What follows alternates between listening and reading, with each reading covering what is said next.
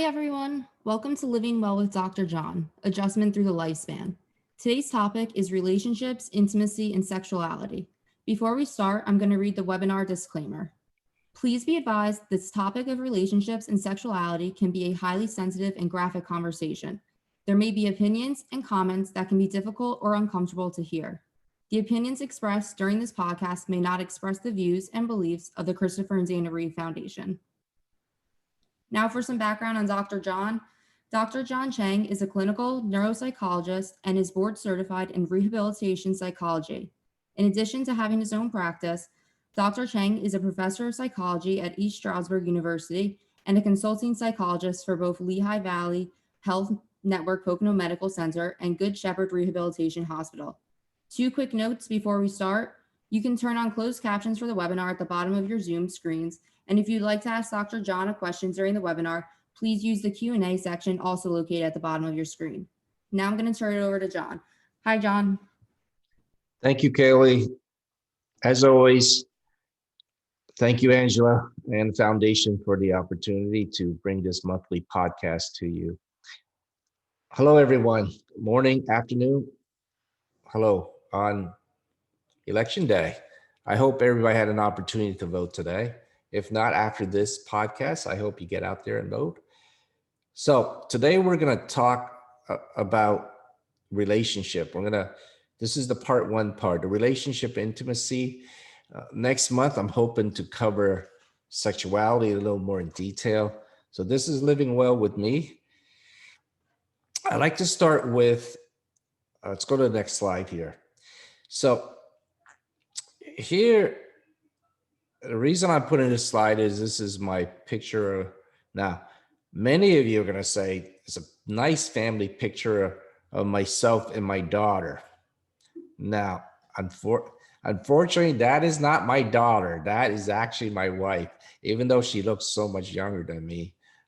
It's just that I look old, I think. So it is not my daughter, although I've been in the hospital many times where they say, hey, it's so nice to meet your daughter here. And I'm like, no, that is my wife. So, but on a side note, so I bring this picture up, it's because we're talking about relationship today. And so I had something happen this week that impacted my relationship significantly. So on a Wednesday night, I get a text from my caregiver and that says, my nephew, which lives with my caregiver, works at a factory that has possibly the COVID virus. Some people were sick, about 4 people, and they're being tested. So obviously that throws me into a crit head spin. It's like, there goes my morning care for potentially 10 days. So with that in mind, I turned to my wife and I said, look, would it be, is it okay for you to do my routine for those next mornings if necessary? Now, I am fortunate. Many people with disabilities don't have a partner and may not have that backup like I do. And I am so fortunate to have her as my backup caregiver. Now, we'll talk a little bit about that in this hour about caregiver relationships and is it a rationale for them to be a caregiver? But at this point, it was an urgent thing. I never want to be a burden. I hate being a burden. I try to do everything I can not to be a burden on anybody, including especially my significant other. And so those are things that ran through my head is like, what can I do to make it easier on her when she has to now do my routine? And that right away made me think about my talk for this month of relationship. It's a complicated process. Now, it's not, most of our talks are going to be talking about relationship between us and a significant other. And today I hope to answer, this is such an important topic for us individuals with spinal cord injury, and I've received so many questions, and I'm going to apologize. I'm not going to be, maybe I'll not be able to get through all of them. I'll try to get through as many as I can. We also have a guest speaker, listener today for a little bit. I thought it'd be interesting to have one. So today's goal is to be really interactive, personable. So if you have some questions, please feel free to put them on the chat section. And as always, our interest in the podcast is to reach as many people with spinal cord and those individuals, family members that have spinal cord injury, and as well as professionals. So please let others know as we go through this process. So that's a picture of myself and my wife. As you see, I wear a hat. I've noticed that there's a negative correlation between the amount of hair I have on the top of my head and how often I wear hats anymore. So as a researcher, I've noticed that correlation. So I'm going to begin with going to slide number 3 next, and talk a little bit about a few questions I've already received. And I wanted to read to you and try to give you a little bit of my opinion on this factor, on this topic. So I had a gentleman write, so the question is, what is your concern about your current and starting new relations? And he writes, continuing a quality relationship with my wife of 26 years. He also writes, there is no sexuality in our relationship. No sex, no intimacy. Overall relationship is difficult. I am married. COVID makes it extremely difficult for us to go out. And since my injury, there is none. No intimacy of any kind since my injury. That is a common question that I've received all month. And my answer to that is, as if you were with me the first 2 months in my talk about loss, is that if you focus, and I'm going to have to give this credit to a friend of mine that I just met named Pete. Pete says, if you keep focusing on the physical part of sexuality and the orgasmic part of sexuality, and that is the only part that is important to you in a relationship, then you will always come out defeated and feeling like life is not worth it. Because relationships are based on so many different parts of intimacy. And intimacy does not always have to be specifically related to sexuality. Now, we're going to talk about next month the importance of that part. I'm not going to say to you that's not important, but that is a loss of us as a spinal cord. When you lose your sensation, when you lose your mobility, when you lose your previous capabilities, you have to redirect to another facet of the relationship, which is touch, which is investment, which is commitment, which is other aspects that make sense that you can control. So again, answering to this question, a relationship for 26 years, but there's obviously some commitment already there. And I hope that you can redirect it to different facets of the relationship that makes sense. Okay.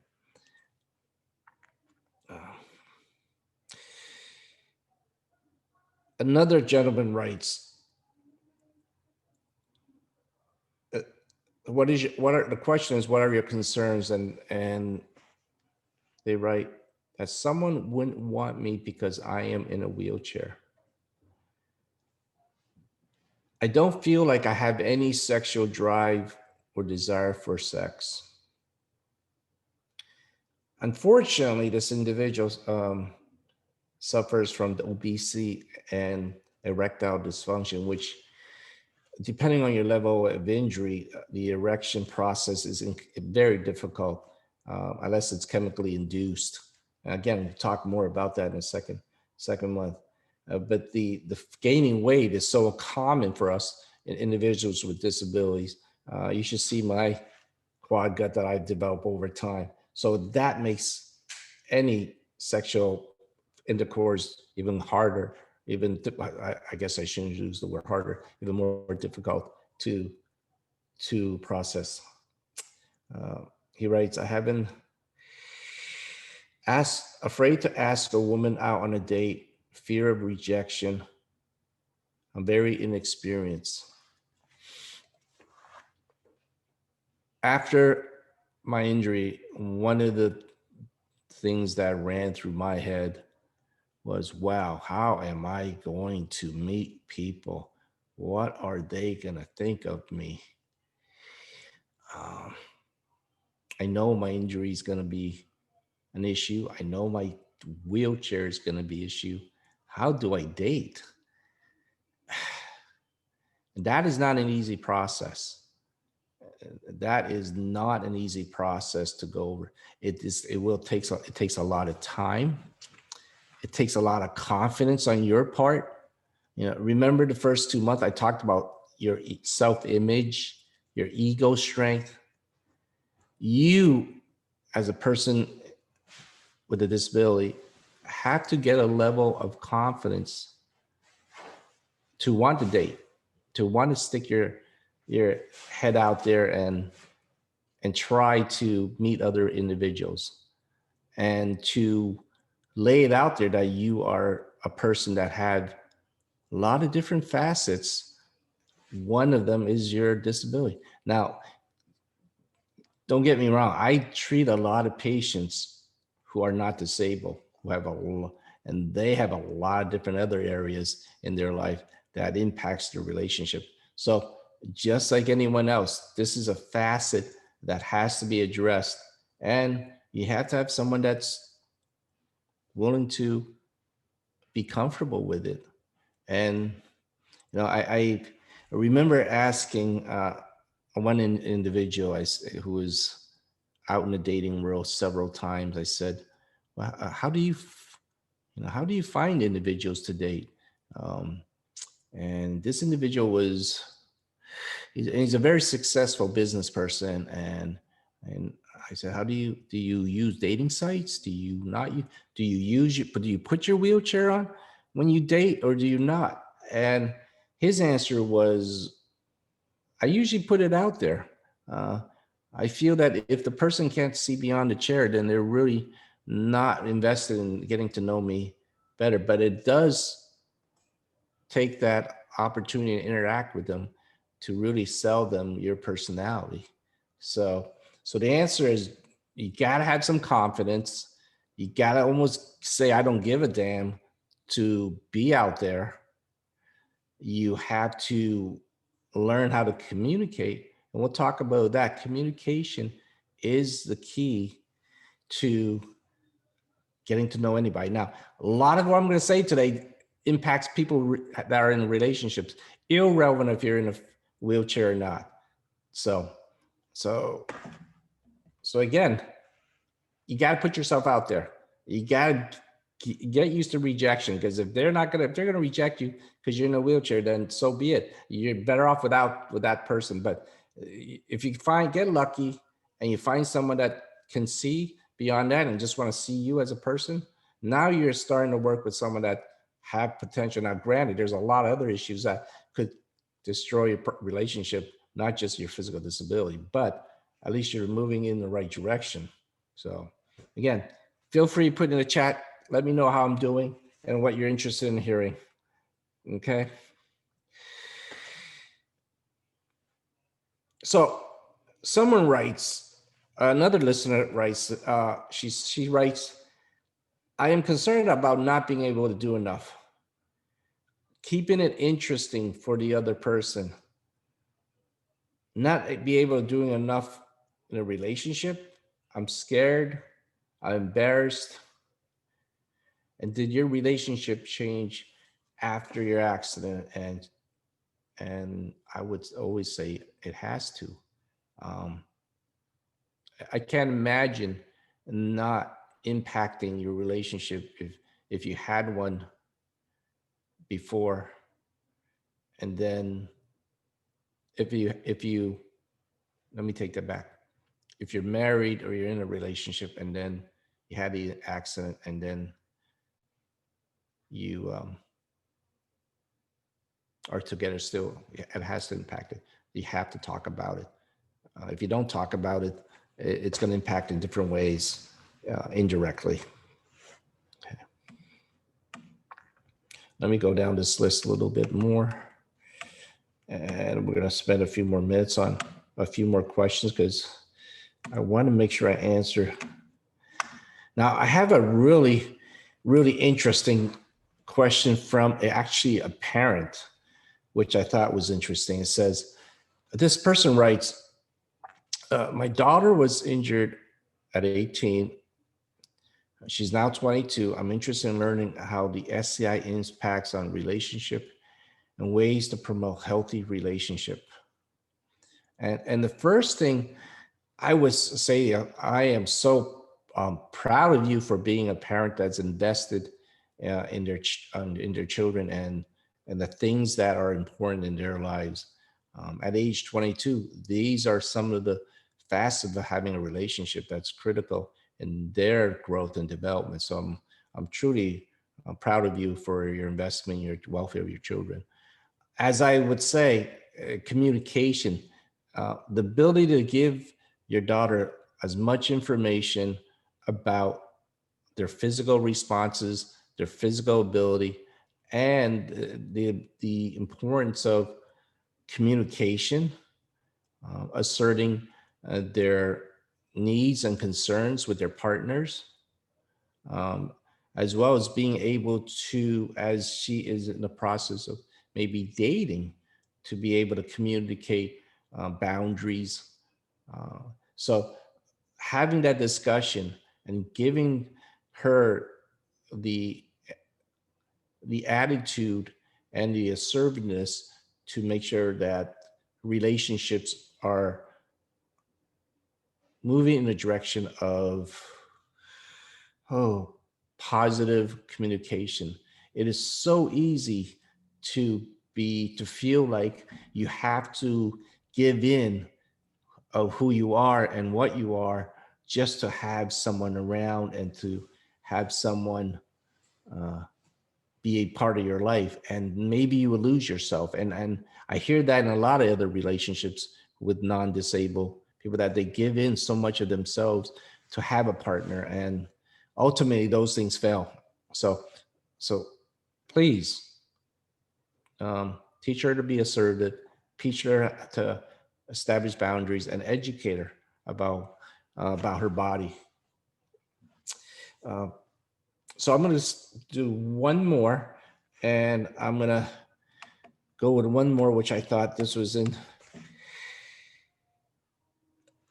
Okay, this listener says, I have always dreamed of getting married and having my own family. I hope and pray that it may still be possible. As I turn 60 in January, I hope to find someone who's willing to accept me in a wheelchair instead of looking past that. I have a combination of paralysis, a lot of pain. It's hard to not have a spinal cord injury and not have pain every day. And it seems to go hand in hand to many of us listeners out there. Just wanting to work out issues compassionately. I feel like I'm treating like an outsider. I lost a lot of friends, and I lost a fiance because of it. I'm always open and wanting to, yet my wheelchair and my disability seems to affect perception, which is absolutely true. And it comes back to losing relationships and friends. I remember that first year I had my injury. It was like everybody visited. Everybody in the town wanted to visit the guy who was disabled and paralyzed. And at times I felt like I was a freak show. Every day, every hour, there was a phone call. But you realize how quickly that goes away.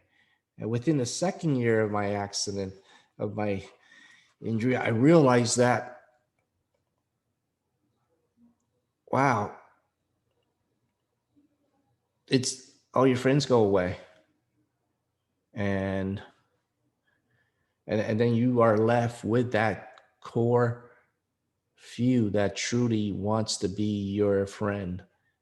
And that was such a reality check. I thought I was a popular person. I thought I was interesting, but no, it ended pretty quickly. And I had a few friends that was really invested in seeing me and talking to me on a regular basis.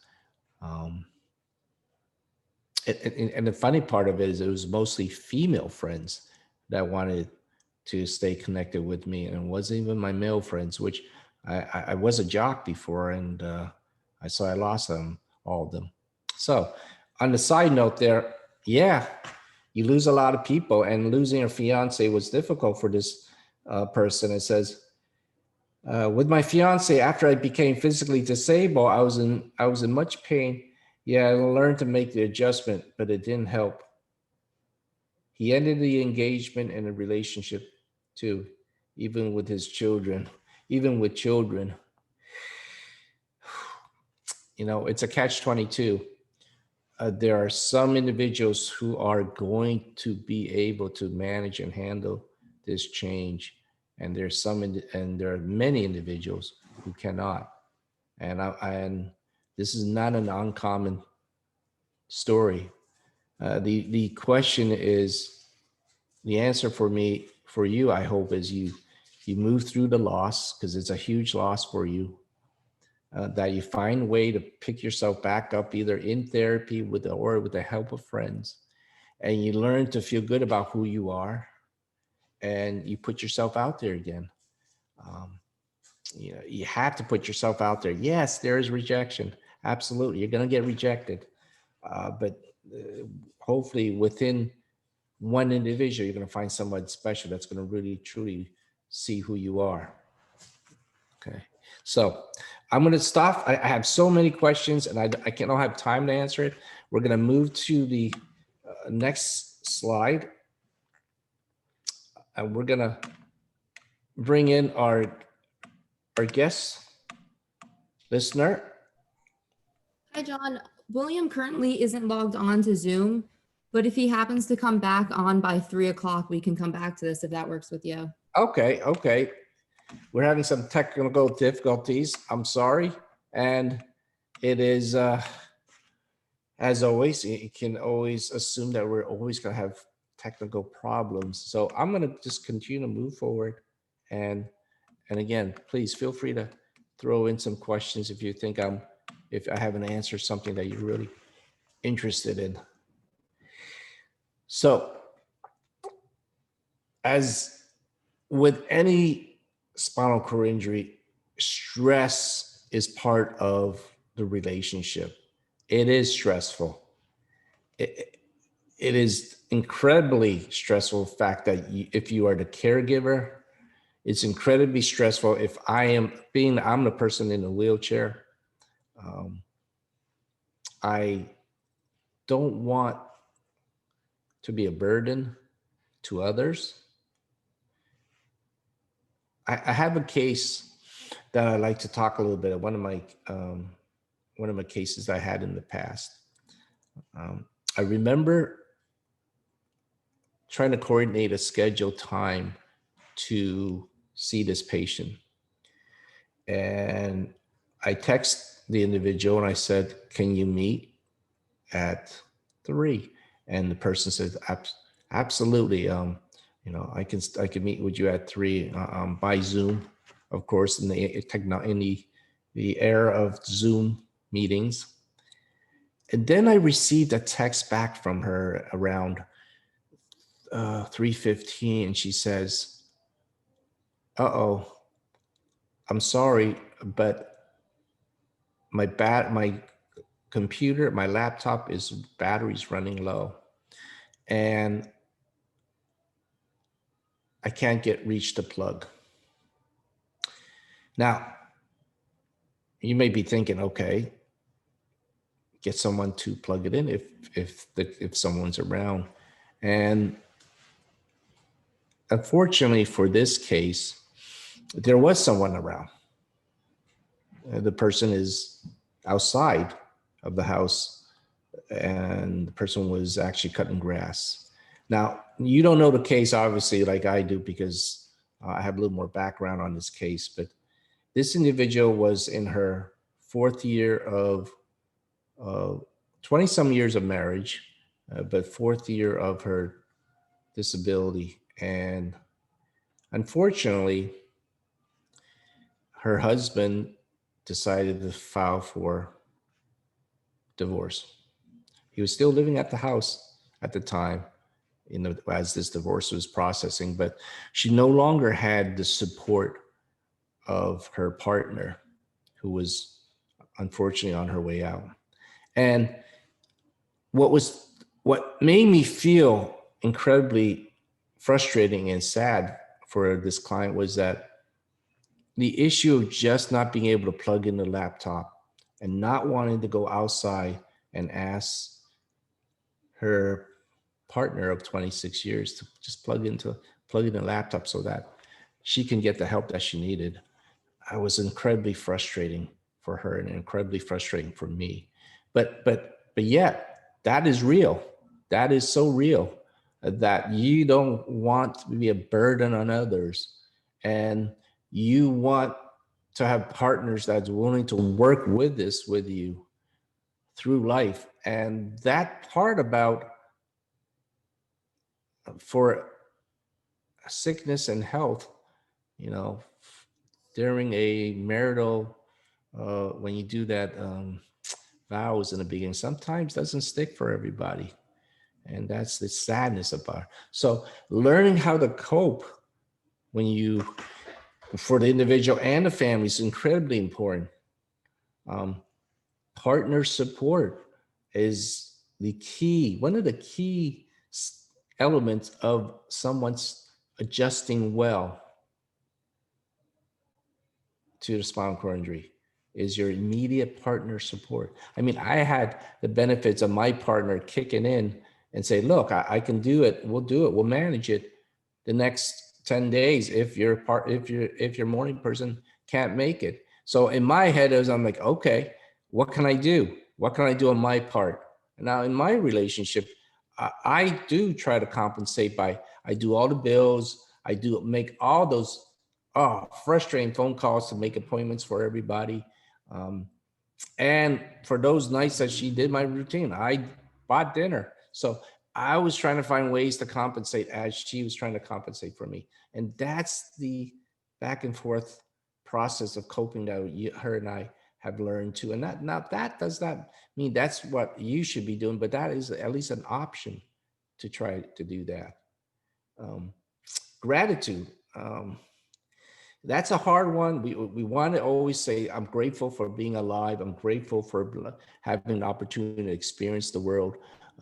But it is key that you have to be positive about where you're at, because if you continue to wish you had that previous life, then you will always be unsuccessful. And nobody wants to date a person like that, to be honest. Yeah, no one wants to date someone who's always focused on the disability as well. Redirecting. Intimacy can't be a primary focus of. Now, when I say intimacy, I'm talking about sexuality, physical sex, although it's very important. It can't always be the primary focus all the time. It has to redirect and not be the primary part at times. Now, when you are in the hospital, that's all they ever talk about. I remember going to the fourth floor of the hospital on this Thursday. It's psychoeducation number at 1 p.m. There's a group of us in the room, and and they're like, we're going to talk about sexuality. And I'm thinking, awesome, I'm going to learn something about my life. And all they show was this movie. Now I'm older, so it's been a while. They probably have some better movies at this time to show what sexuality is at this point. But back then, it was like I was watching this old film, and after I saw that movie, I was like, oh my God, my life is not worth it. This is horrible. This is because all they want to focus on is just fertility and penile erections, and that's it. And then when you leave the hospital, it's up to you to figure it out, and that tells me that one, intimacy is different. You have to redefine it. You have to redefine how it is to be intimate, to be a key. Now I'm going to bring that back to the story I had of remember, if you're with me in my last podcast, I left with the story of I was with my fiance. I was at McDonald's. She went into the McDonald's to get a cup of coffee, and I was outside. I was sitting there waiting for her in the parking lot, and I decided to use my automatic draining bag. I have this bag that I can automatically drain my urine bag into the grass, but I decided to make a heart shape out of my urine just to try to get her to laugh, get her to appreciate that I do things, I guess. And so I try to redefine it by being different. And but I have to say, she wasn't that impressed with my heart-shaped urine at the time. But at least I tried, right? Okay. So let me go to the next slide. I don't want to make this all educational. I just want to give you some information, and then I can go back to the questions I had. So when you're in healthcare and you're in the environment of the hospital, and I've had several professionals who have logged on today. I'm so glad that the professionals have logged on, because this is a very important topic. And the more you're educated about it, the better you will impact your clients. So unfortunately, when you're in the healthcare, there's a lack of privacy. There's no opportunity to be intimate. When you have a partner and you are in a room with 4 people, 10 people, you can't, as one of my clients from LA said, look, it felt like a jail to him. It felt like I could not do anything with my partner. Well, there isn't. You got curtains. There's no opportunity to do anything, even if you wanted to try. So you're getting all this information, and you basically got to wait till you go home to try it. So there in healthcare, it's not a priority. They don't. There's no time. There's no location, but you have to hopefully improve your communication and relationship maintenance. Okay, next slide.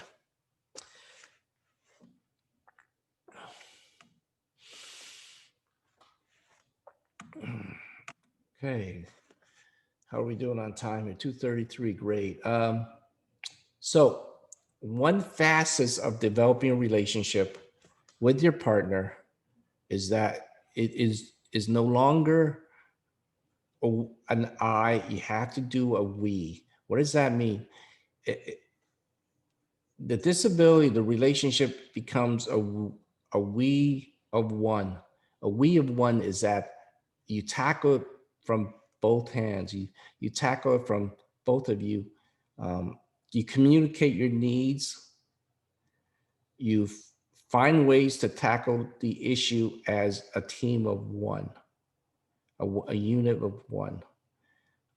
You locate as much outside support as possible. It's difficult to do this just with 2 people. You gotta have outside help, if it's from an agency, if it's from family members. Okay. Um, you have to have a partner that is optimistic. What does it mean? There are some individuals who are extremely pessimistic, and there are some individuals who are incredibly optimistic. And the optimistic individuals are so much easier to get along. Now, if you are a pessimist, you have to just learn not to be. You have to learn not to be critical. You have to learn not to blame the individual. You have to learn that we can attack this problem together, because when you start becoming really critical and pessimistic, it just makes the whole relationship harder. Again, that's with or without spinal cord injury. So being aware of what the other individual physically enjoys. Now, again, we're going to talk more about that in the next month, but to be able to touch and to touch each other's body and make sure that you're aware that what parts of the body feels good now and what part of the body seems more erotic anymore. Some people would say it's behind the ears. Some individuals would say it's rubbing the back. You have to be able to communicate and start to relocate the erogenous zones on a person with a disability so that you know what they enjoy. And that's part of that, being aware of their needs. Affectionate and romantic acts. My conversation with this gentleman named Pete, he says, look, I know I put little notes out for her to find. I gently touch their hands, especially in the dating process. Pete says, look, a gentle touch in someone's hand, a gentle look of their eyes. It's an incredibly loving, intimate feeling. So you have to learn different ways to communicate your desire for them intimately. So a cute note, a flower. Now Pete is an artist, so maybe it's a little easier because he has a creative process in his head, probably a lot better than me. So, but I'm going to reemphasize that part. I want to reemphasize the need for support. I have friends that I can call to when I have, especially friends that have spinal cord injury. As I indicated in the past, I have a friend named Juan that I call when I have some questions, or my friend Dominic down in Florida that I have questions, or I have just able-bodied friends like Vern who would come over and help me if I need some physical things done. So you need those support from different people that you develop over time. Let's see, next slide. So here's some maintenance strategies. Those who are in relationships, you have to be positive. Again, avoid the negativity. There's so much negativity. It's easy to focus on that, but try to stay positive. Be open to discussions. Be open to trying different things. Not just the traditional things of what you think of sexuality is, but try to be open to other things. And again, communicating of different desires and different things, and see if your partners are willing to respond to that. Reassure each other that we're going to make mistakes, and we're going to screw up sometimes, but you know what? At least we try. Okay. Social networks, having friends, it's hard to do in these days of COVID virus, and having social networks. We're always in the house at this point, and sharing tasks. You share your tasks. If you can't do certain things in your relationship, you can do others. I hate calling people for appointments, but you know what? That is my responsibility. I tend to do all those. So you got to just shift up the task. Now I can't do laundry, but I can make a phone call. So, okay. That is, keep going. We'll go to the next slide.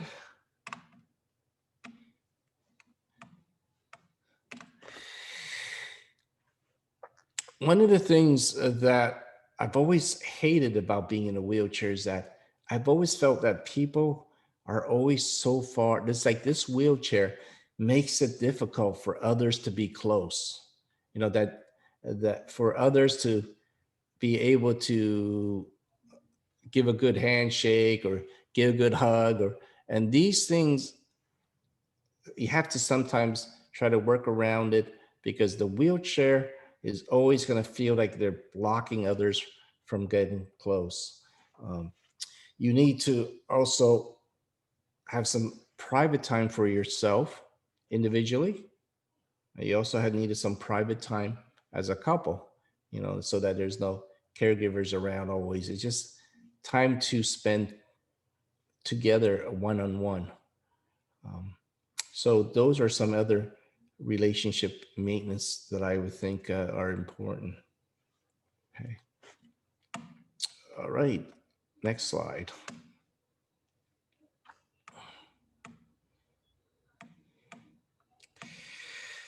So where I am moving forward to trying to answer a few more questions in this part 2.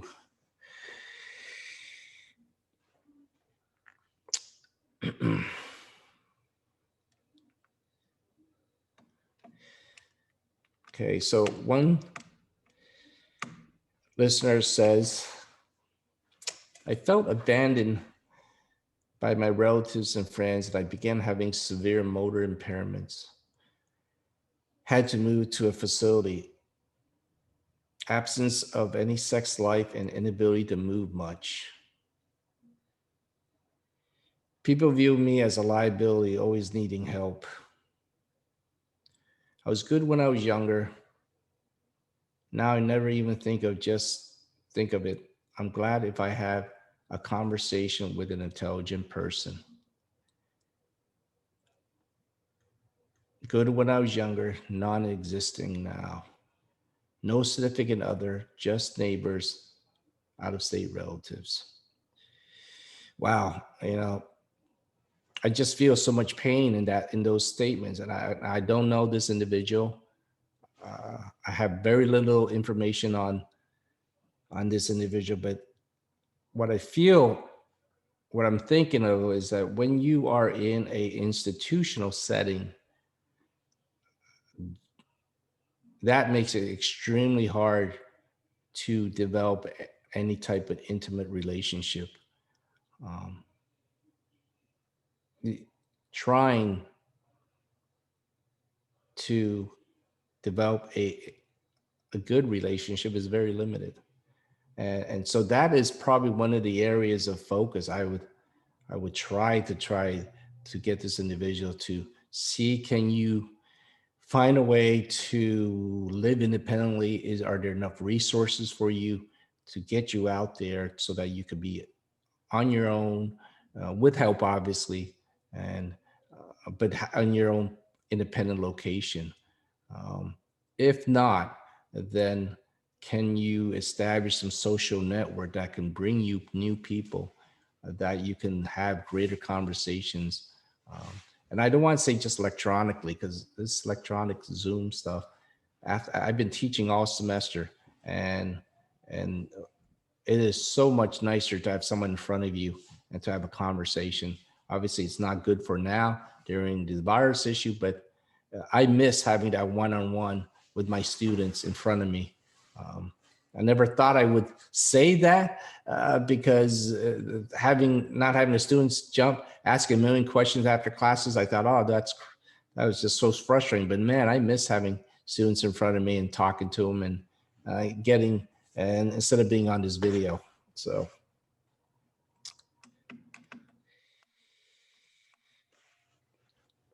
See, this listener writes, I'm the partner of a person with a tetraplegia. We're just starting to explore the sexual side of our relationship. I know he is self-conscious about his sexual abilities.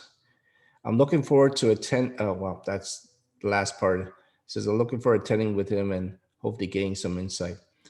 First of all, I am so glad that you have a great person like yourself with another individual who have a tetraplegia. I am so glad to hear that you are listening on this and hopefully communicating on what both of you need physically and emotionally, spiritually. I hope you are communicating on what makes you both physically feel good. And again, this is maybe a conversation for next month, but communicate what makes it feel good. What part of touching is important? What part of life when you're relating to each other is important to each other, and prioritizing them and talking about those things. Now, I'm going to say to you, having appropriate physical caregiving, sort of like Maslow's hierarchy, where you have to meet that basic need. You have to get that grounded and make it reliable. Because if that issue of you having of who am I going to get up? When am I going to get up in the morning? If that's an issue every day, man, that just destroys the relationship. But if we can get that situated and that is stable, then you can move on to really focus on the details of the relationship. But get that personal care issue. Now, it's more important for us individuals like me who's a tetraplegia. Those who are paraplegic has a little different take because many of them are independent physically. You know, as for paraplegic, they're sort of stuck in a little different worlds. They're physically functional, but they are still part of the disabled world because of using wheelchairs or ambulatory devices. So functionally, they're independent, but they're in the physically disabled. So they're caught between in this weird spectrum of things. So, and sometimes that creates more stress. So, how are we doing, Kaylee? Do we have any specific questions that I need to answer? Because We did get a few questions in the Q&A box. The first one asked about making new friends after the injury. They said, I've been in a chair for 36 years and probably experienced well over 200% turnover in friends and continue to make new ones. You got to get out there and be social. So that was just one comment that came in. okay, you're right. First of all, man, I'm glad that you went out and made a lot of new friends. Research shows that you can only really handle less than a handful of friends at the same time. So instead of meeting a lot of different people and only knowing them briefly, really cultivate the few that you really like and try to try to maintain that relationship.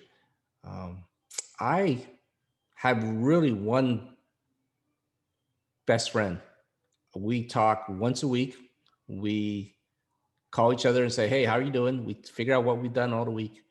And his name is Brian. He's been there since before my injury.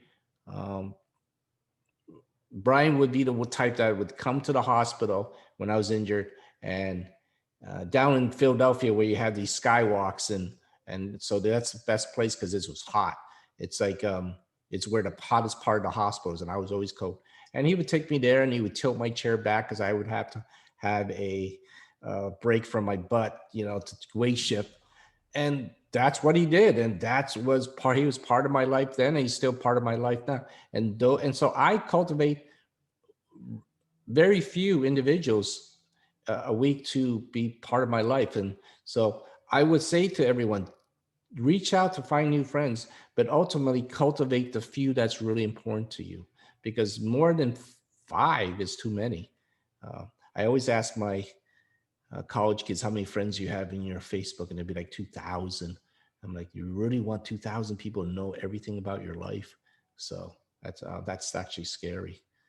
Okay. Okay. Do you have The any next questions? Go ahead. Sure. The next one that came in was, I'm 32 years old, sustained an SCI at 24 years. My fiance left, but it's not being easy to open up my heart to someone that appears committed to start a relationship with me due to the fact that he demands too much from me as if I had no injury. Can you read that again? I apologize. You went in and out. They said, I'm 32 years old. I sustained an SCI at 24 years. My fiance left, but it's not being easy to open up my heart to someone that appears committed to start a relationship with me due to the fact that he demands too much from me as if I had no injury. Yeah, yeah. I hear the frustration um, on your part that says that you demand too much of it as if you have no injury. Your injury is part of who you are. It's and it's critical that I hope that you can have an opportunity and talk to them. Not during the time of frustration, because that never comes out well, but when you both are in a good time, in a good place, and say, look, hey, I do have to, I have a concern, and I need to talk to you about some of these things that we're doing together. And hopefully you can solve the problem together, because your fiance at the time, you don't want to carry this into the marriage, because as they always say, it doesn't get any better. So if the issue is happening before the marriage, it's going to get worse possibly after the marriage. So address the issue, and hopefully you can talk about it and say, what can we do together to solve these demands that you're feeling? So I hope that answers some of the questions there. Okay. And then the next question is, how possible is it for me to thrive well with C4 quadriplegia? Wow, that is a at first my natural reaction is you can thrive as well as you want to. It is now you have a lot more than I do as a C5 quadriplegic, and because as a C4, I'm trying to picture that you are either have incredibly um, difficult in raising your arms to move around, or if you can, it's limited, or if you are close to having to be on a ventilator, which puts a whole nother level of concerns and issues. But can you thrive? Absolutely. But it starts with your personality. It starts with your willingness to work on your ability to communicate with others. It starts with your ability to attract others who can see your personality and not your disability. Um, I was really fortunate that I've been in colleges and many colleges, and I've been very fortunate that I always been out there and meeting a lot of different people and dating and being rejected many times as well too. I didn't see it as a fortune back then. Obviously, it was painful, but I was able to get out there. And so as my answer to you is yes, you can have an incredible life, but you have to develop certain skills that make you interesting, which would be your personality first and foremost, um, your ability to uh, have a career that attracts many individuals that you can. And I think that's one of the things. If you can, and we're going to talk hopefully down the road about vocation, being a professor. If you can establish a career on your own, be financially independent, and then reach out to, and this is like for anybody, reach out to others for being a partner, that makes you attractive. So personality, financial stability, independence, those are the qualities that I would be interested in someone. So, okay. Do we have a time for a few more questions? Yep, so we have about 5 more minutes, so I think we have time for one or two more. The next question that came in is, I found that using the dating apps available out there, you've been a real help in making sure that you showcase yourself appropriately and put yourself out there as someone with a disability. My profile pictures are always me in my wheelchair. I've been on plenty of dates and currently have a girlfriend. So I'm not sure if that's actually a question, but it's a great statement. And I do believe in talking to many of, again, I really wasn't on too many of these dating apps, so I'm not um, as familiar, but those who are, they said they put themselves out there and they showcase that I am a person in a wheelchair and this is what you're going to get. Now that is just an image.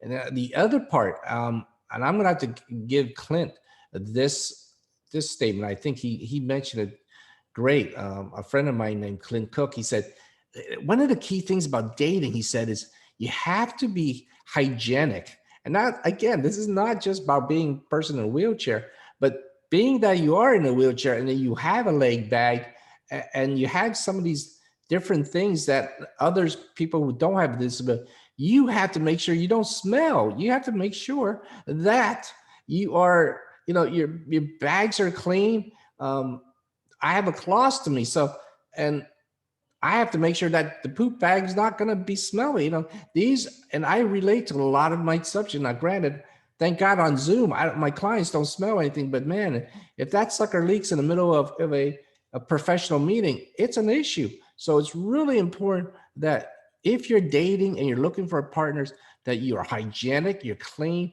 And Clint said, man, you got to make sure you are clean, you smell good, put some cologne on to make yourself even better. Man, there's some great colognes out there, and that will enhance your ability to attract others when you meet them. So, okay. I'm going to finish off with this, back to our PowerPoint on last thing, because we only have a few minutes. Okay. And closing thoughts. Some closing thoughts. My closing thoughts are really, usually I try to give you something to think about for the next month. And closing thoughts is that I am going to read a few great questions that was sent in for me about sexuality. I'm not going to answer all of them, obviously, because that relates to them, but I'll try to get you a little general answer. That is, one question, one person writes, how do you manage autonomic dysreflexia when sexual activity without stopping and giving up? That is a great question, because when you are being physically stimulated and you are moving towards direction of ejaculation and these physical areas for men, that's going to elevate your blood pressure. That is going to make your body go a little haywire. So if you are not in control of your autonomic dysreflexia and you're going through this process, you have to get that under control, because it's a hard thing to combine physical stimulation, elevated blood pressure, and having hypersensitivity and automatic dysreflexia. So talk to your doctor, try to find ways to control that AD, because those two work hand in hand, the sympathetic system and the parasympathetic system. So, so that is a great question. Let's see.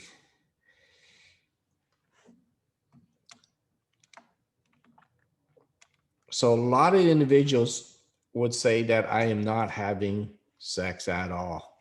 I gave it up. It's not part of my life. I'm going to say it should be part of your life. It can be different, but it could be actually very enjoyable and fascinating if you and your partner allow it yourself to make it a part. And that doesn't have to be a primary, and also probably not going to be as, possibly not as good as it used to be if you have loss of your sensation and motor activity. With those two losses, the sexuality part is going to get impacted. And so you maybe not make it as a primary thing in your life, but it still could be part of your life. I'm going to end this last part with the professionals who are listening. Be educated in these areas. Make it as part of your assessment with the people you are working with. Don't move away from asking these difficult questions, be as part of the topics that you are going to address with them, as if it's just part of life, like bowel and bladder management. Well, it's as important as sexuality. It's part of it. So just incorporate. If you don't get nervous about talking about it, they're not going to get nervous about it. But if you're going to hide it, they're not going to hide it. So professionals, work with it, learn about it, use it as just an everyday part of your process. In the inpatient process, when you're recovering, give individuals some time, some alone time, give them some intimacy time, and move away from the biological model, medical model that just talk about sexual function and erectile function and fertility. You got to move into addressing the partner, the relationship. One of my clients said, "Oh yeah, they just teach us everything. Then they just say go home and try it out." When after the fact, instead of addressing it while they were in the hospital and talking about the partner never gets the focus of the attention in the hospital because it's the SCI client that is most important at the time. So really try to incorporate the family, really try to give them the opportunity to try it out, test it out, and go from there. Well, it is 3:00. I want to thank everyone for this opportunity to talk to you. I hope to see you next month on December 1st. Please let others, both family and caregivers and other SCIs, know about our podcast. And please email me if you have a chance to ask more questions. Your questions make this thing so much better. So thank you for the opportunity. Living Well with Dr. John. Talk to you soon.